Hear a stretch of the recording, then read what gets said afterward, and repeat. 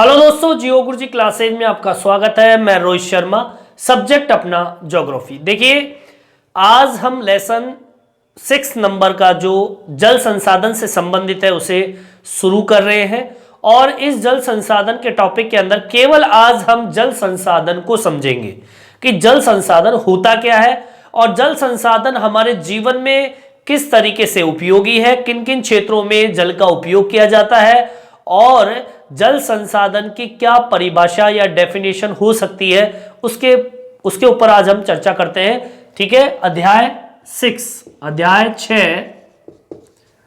ठीक है, और अध्याय का नाम जल संसाधन। अब देखिए, जल संसाधन की बात करें तो जल संसाधन आप सब जानते हैं। जल संसाधन होता क्या है, इसकी एक परिभाषा है जो आपके बुक में तो नहीं मिलेगी, लेकिन मैंने परिभाषा बनाई है इसकी। क्या? जल संसाधन पानी के वे स्रोत हैं जो मनुष्य के लिए उपयोगी हो या जीवन में उसकी उपयोगिता की संभावना हो, ऐसे संसाधनों को जल संसाधन के नाम से जानते हैं। तो क्या परिभाषा होगी? जल संसाधन पानी के वह स्रोत हैं, जल संसाधन पानी के वे स्रोत हैं। स्रोत मतलब एक ऐसा क्षेत्र जहां से पानी आपको मिले, ठीक है, और मनुष्य के लिए उपयोगी हो और आने वाले समय के लिए भी वो संभावना पैदा करे। ठीक है, जो मनुष्य के लिए उपयोगी हो, वह आने वाले समय के लिए उपयोगी की संभावना को बढ़ाए। ठीक है, दोबारा सुनिए। जल संसाधन पानी के वे स्रोत हैं जो मनुष्य के लिए उपयोगी हो, ठीक है, या उपयोगी है या आने वाले समय के लिए उपयोगी की संभावना, मतलब उपयोगिता की संभावना को क्या करे? बढ़ाए।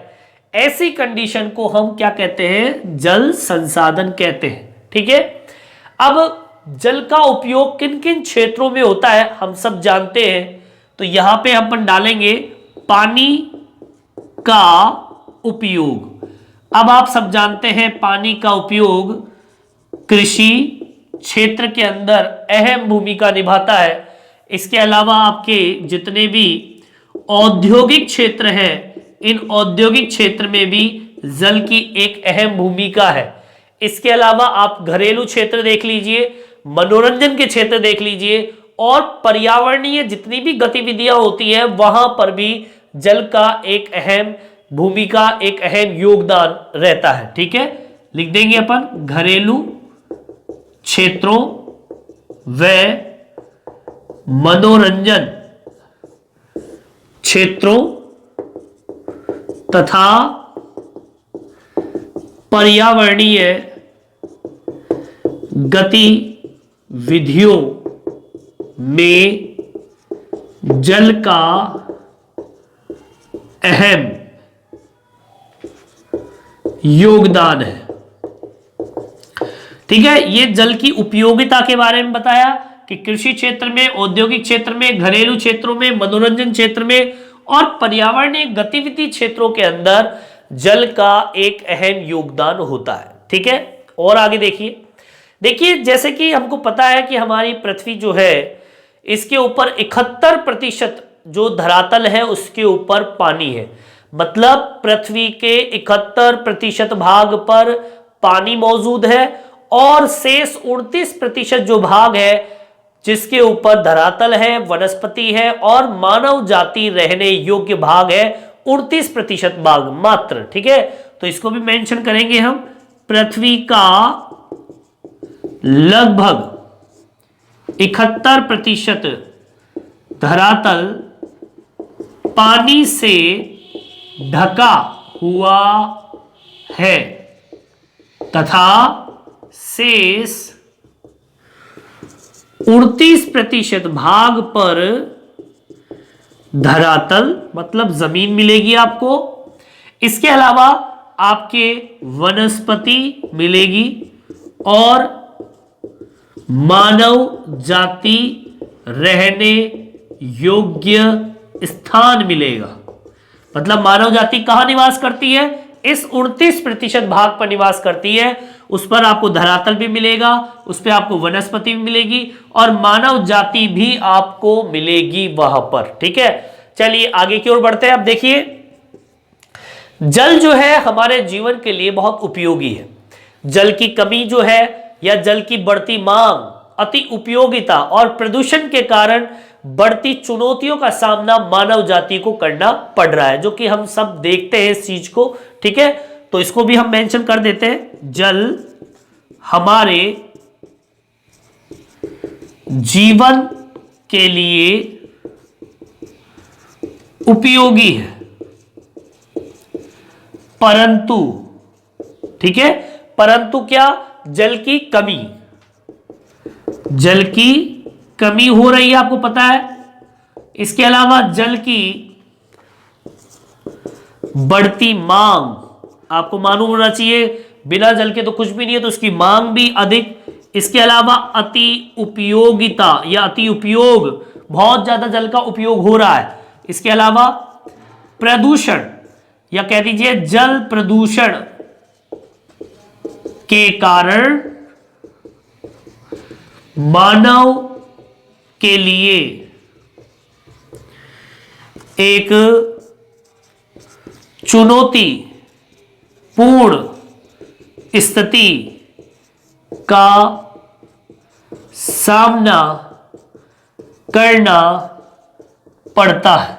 ठीक है, मानव को क्या करना पड़ रहा है? चुनौतियों का सामना करना पड़ रहा है। क्यों? क्योंकि अब हमारे सामने सबसे बड़ी आपदा यह है कि हमारे पास में इस धरती पर मीठा पानी नहीं है। खारा पानी तो बहुत है, पर मीठा पानी का अभाव है। इसके अलावा जल की बढ़ती मांग की वजह से उसकी उपयोगिता भी बढ़ी है, हम बहुत ज्यादा उसका उपयोग भी कर रहे हैं। और जल प्रदूषण, जैसे कि हम जानते हैं, औद्योगिक क्षेत्रों से निकला हुआ जल, कृषि क्षेत्र से निकला हुआ जल, घरेलू क्षेत्रों से निकला हुआ जल जो होता है वो आपके जल को बहुत ज्यादा दूषित कर देता है और जल की कमी को बढ़ा देता है। ठीक है, चलिए यहां तक आप उतार लीजिए। एक एक पैराग्राफ के अंदर मैंने इस टॉपिक को समझा दिया है। ठीक है, चलिए देखिए भाई, अब आगे की ओर बढ़े तो देखते हैं जल की कमी के कारण और भी कई समस्याएं उत्पन्न हुई है। जैसे कि समाज के अंदर तनाव, लड़ाई झगड़े, सांप्रदायिक प्रदेशों या राज्यों के अंदर, संप्रदाय हो, कोई सा भी संप्रदाय हो सकता है, प्रदेश हो, कोई सा प्रदेश हो सकता है, या फिर राज्यों, इसमें जल जो है एक वाद विवाद का भी कारण बन गया है। आपस में लड़ते हैं पानी के ऊपर। समाज में विकास को सुनिश्चित करना है तो आपको जल का मूल्यांकन करना होगा। आपको कार्य, श्रम, उपयोग व जल का संरक्षण आवश्यक है, तभी हम जल को सुरक्षित कर पाएंगे। तो इसको भी हम मेंशन करते हैं। क्या लिखेंगे अपन? जल की कमी के कारण लड़ाई झगड़े व अलग अलग संप्रदायों व प्रदेशों तथा राज्यों में जल के कारण वाद विवाद की स्थिति बनी रहती है। ठीक है, ये जल की कमी की वजह से हो रहा है, लड़ाई झगड़े हो रहे हैं। आप देख लीजिए, पानी के ऊपर घर में लड़ाइयां हो जाती है, गांव में लड़ाइयां हो जाती है। तो एक तरीके से वाद विवाद का कारण जल की कमी है। समाज में अगर विकास को सुनिश्चित करना है, समाज में अगर विकास को सुनिश्चित करना है तो जल का सही उपयोग,